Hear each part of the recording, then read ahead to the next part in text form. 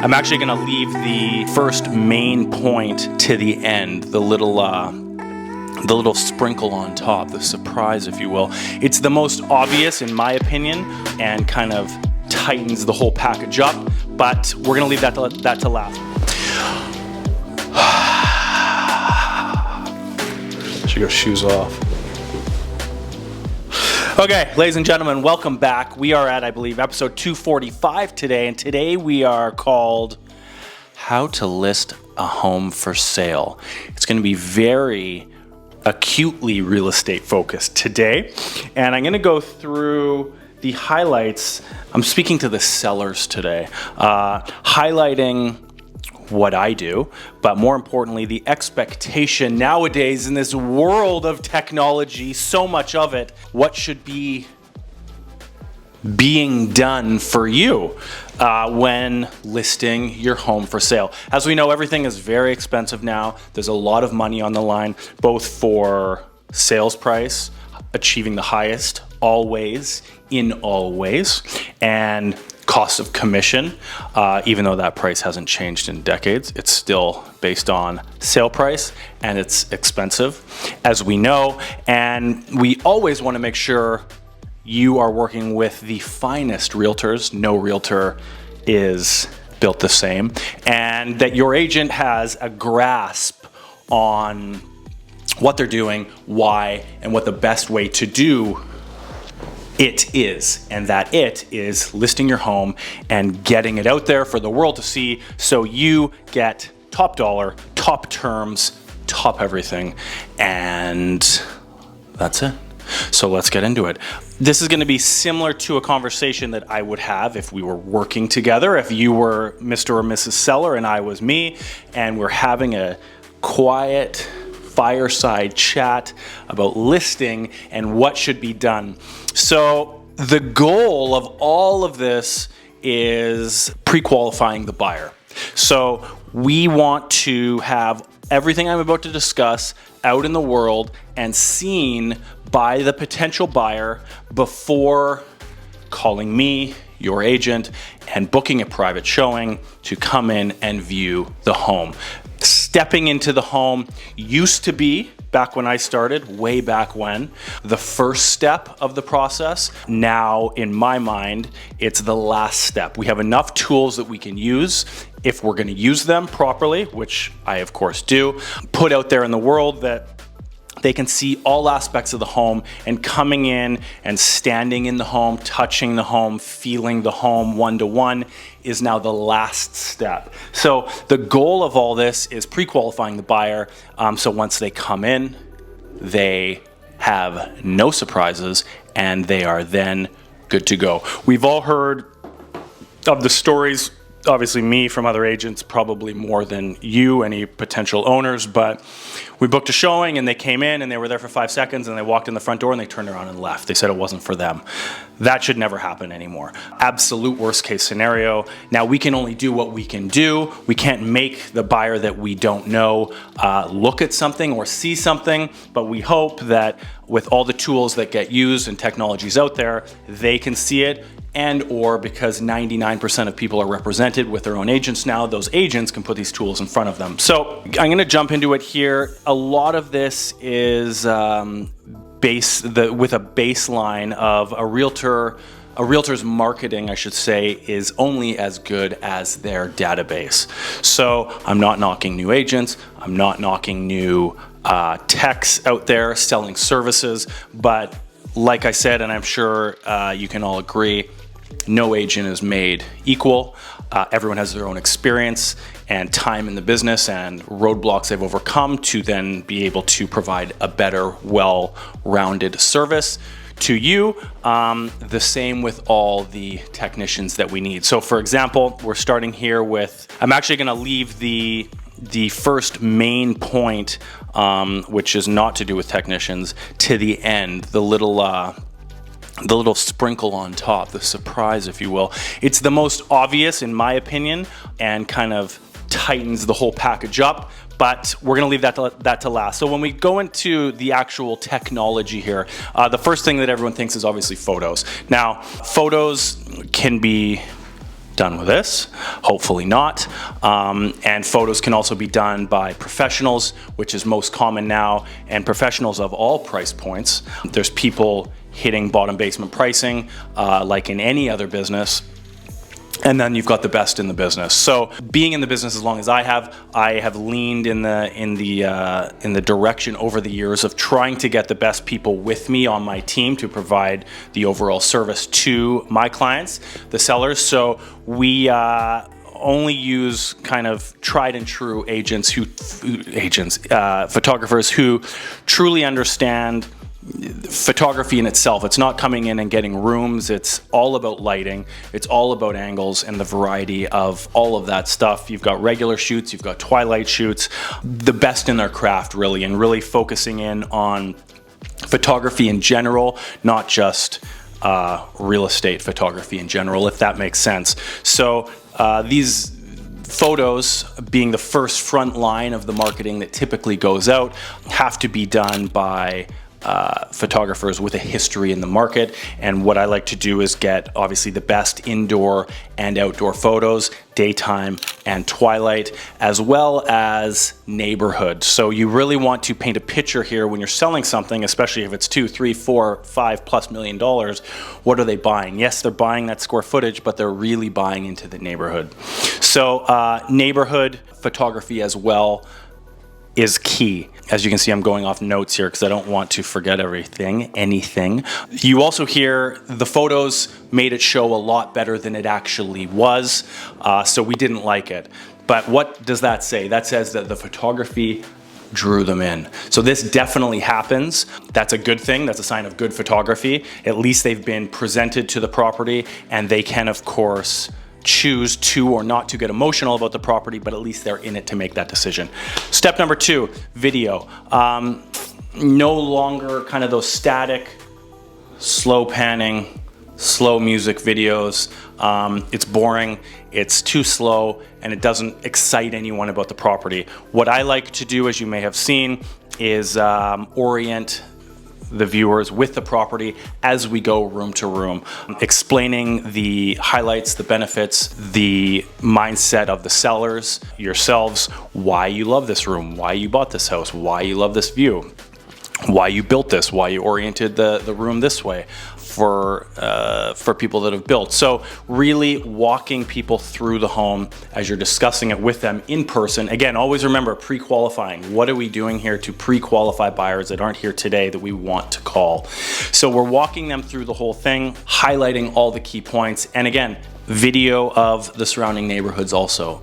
People are buying these properties, especially when they get up there, they're buying a lot of it for the neighborhood. So key aspects and amenities, natural and man-made amenities to the areas.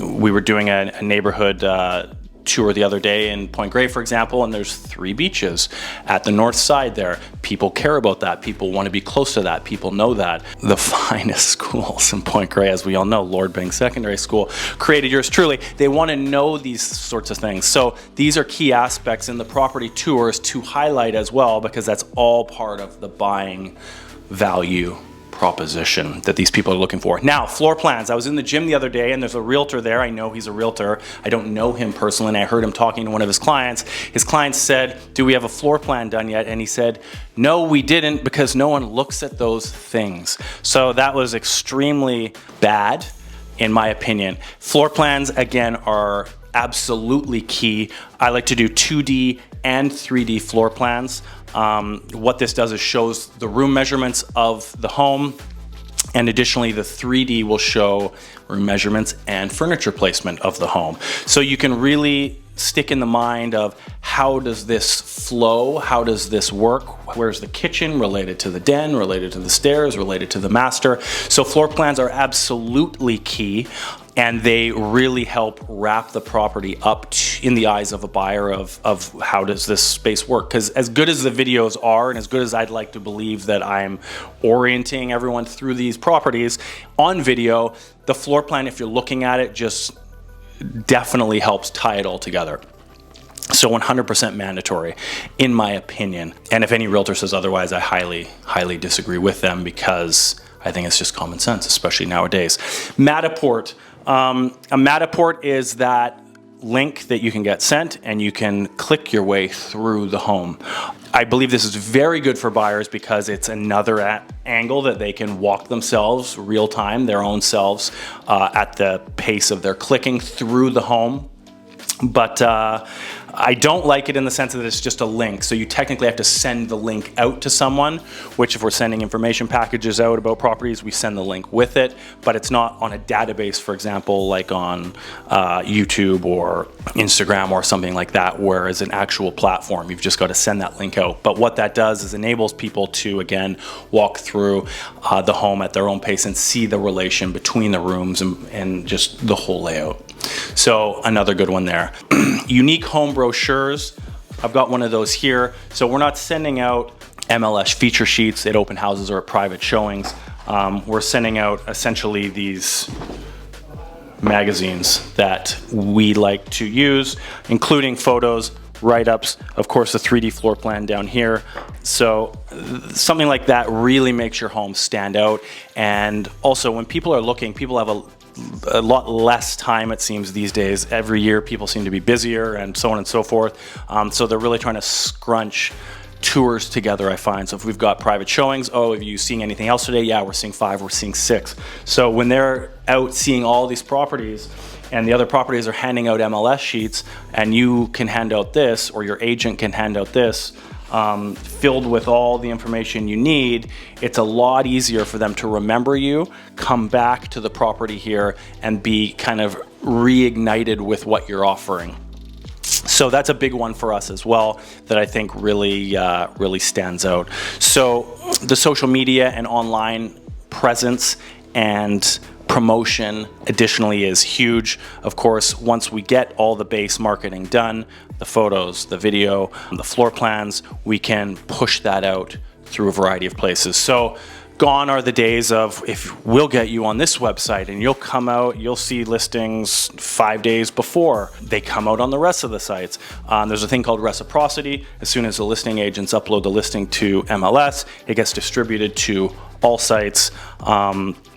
Even like all the Realtors.ca's and all these weird ones like Zillow and Redfin and all this abstract stuff that clients send listings through, but it gets distributed out through all that organically through what we call reciprocity. Additionally to that, obviously, we put the marketing on all of the major social networks, all the names that you know, and promote the pushing of those of that information out.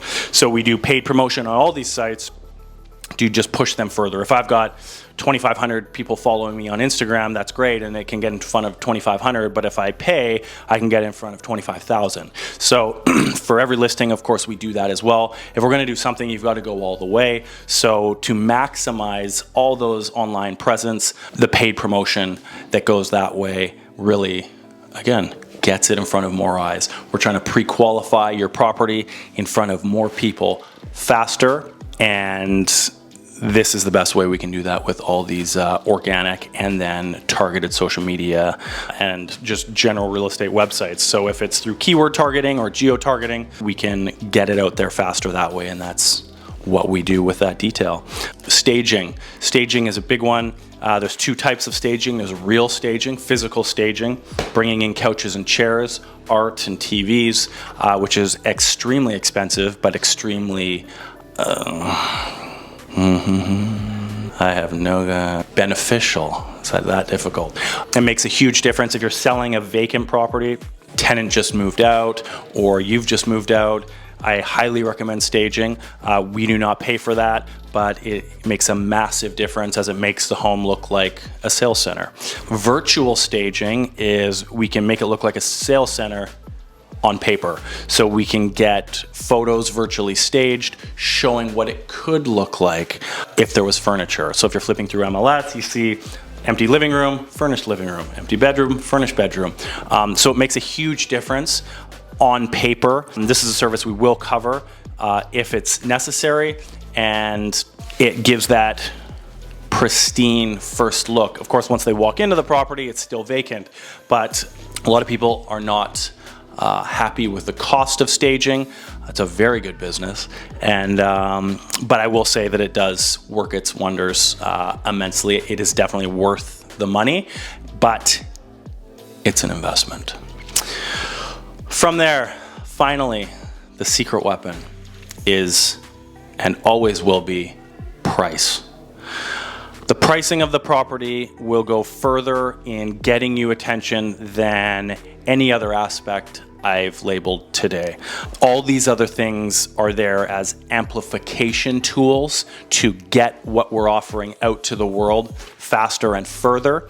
But the pricing of the property and keeping that as close to reality as possible is, I believe, truly what's going to get you the most attention, the most buyers that are realistic and credible, and the most people that are going to put pen to paper and try and achieve your listing as their own. By using comparables, actives, solds, terminateds, and expired listings, we come together with a window of pricing. We layer on market environment. Is the market going up? Is the market going down? What are they saying about rates? What is the climate out there right now in the macro economy? What is the climate specifically in the rate economy? What is happening with sales? Were the comps 6 months ago? Were the comps 6 days ago? Did the comps sell in multiples?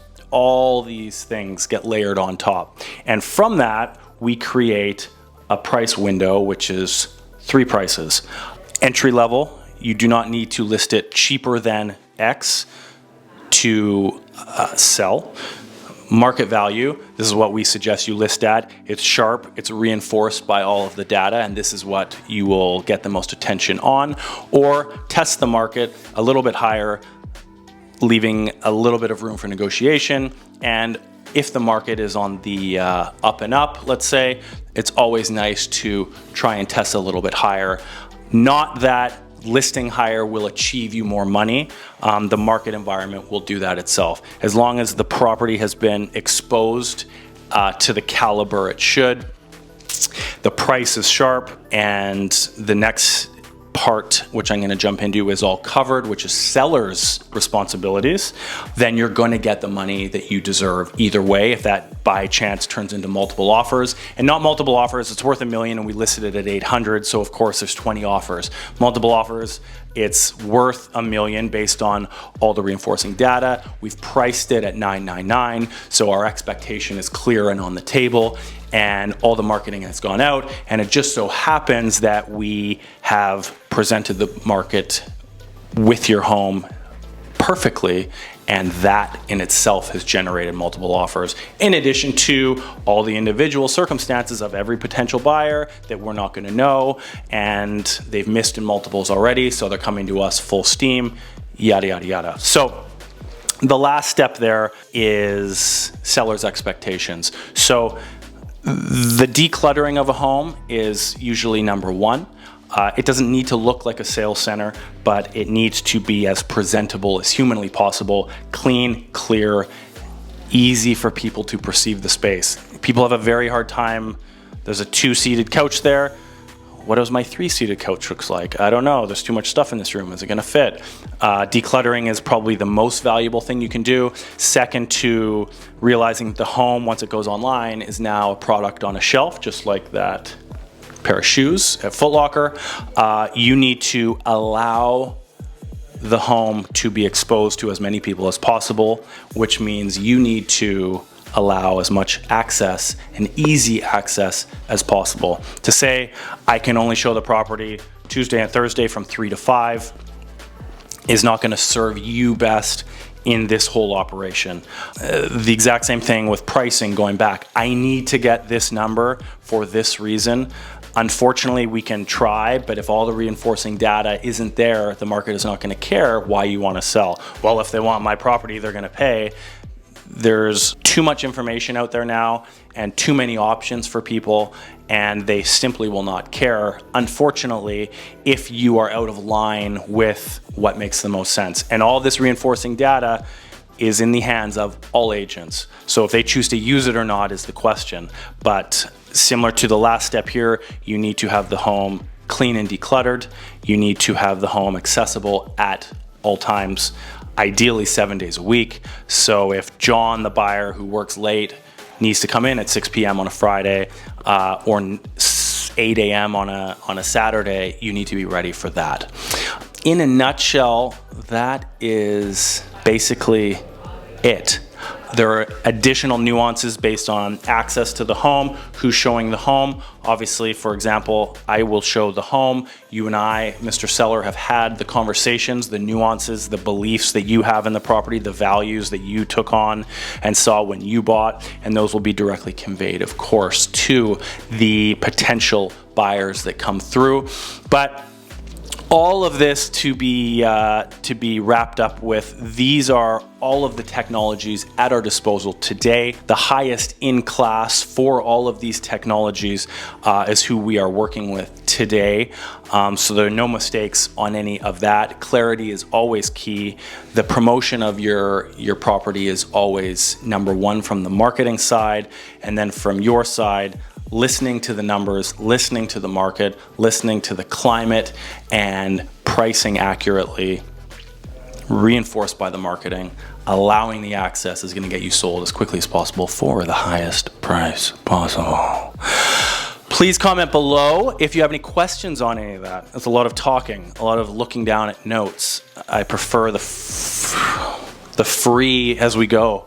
But that's, in a nutshell, how to list your home for sale today in 2023. I'd love your feedback below. If you think any of these are a waste of time or haven't worked for you, or you want to have a conversation about any of these in a little bit further depth, we can do that directly through the comment section or through the DMs in the Instagram account. I am Jay McInnes, which I'll see you at next time. Bye-bye.